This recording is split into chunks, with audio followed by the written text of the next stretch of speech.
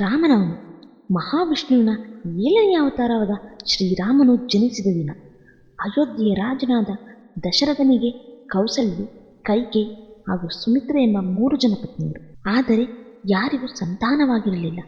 ನಂತರ ದಶರಥನು ಋಷಿಗಳ ಸಲಹೆಯಂತೆ ಪುತ್ರ ಕಾಮಿಷ್ಠಿ ಯಜ್ಞವನ್ನು ಮಾಡ್ತಾನೆ.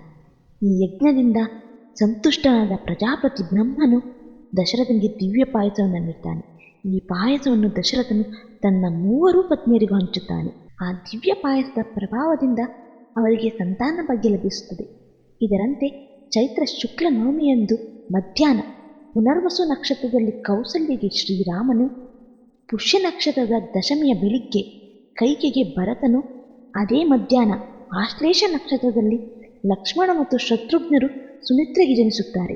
ಹೀಗೆ ಶ್ರೀರಾಮನು ಜನಿಸಿದ ನವಮಿಯನ್ನು ರಾಮನವಮಿ ಎಂದು ಆಚರಿಸಲಾಗುತ್ತದೆ.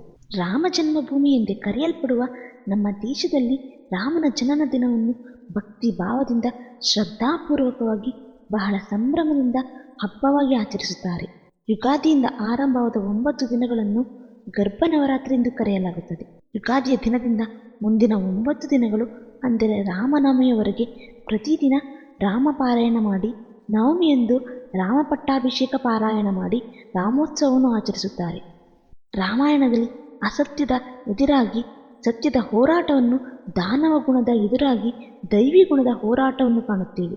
ರಾಮ ಲಕ್ಷ್ಮಣರು ಮಾತ್ರವಲ್ಲ, ಕಪಿಗಳು, ಕರಡಿಗಳು, ಮೃಗ ಪಕ್ಷಿಗಳು, ಅಳಿಲುಗಳು ಸಹ ಸತ್ಯಕ್ಕಾಗಿ ಧರ್ಮಕ್ಕಾಗಿ ಹೋರಾಡಿರುವುದನ್ನು ಕಾಣುತ್ತೇವೆ.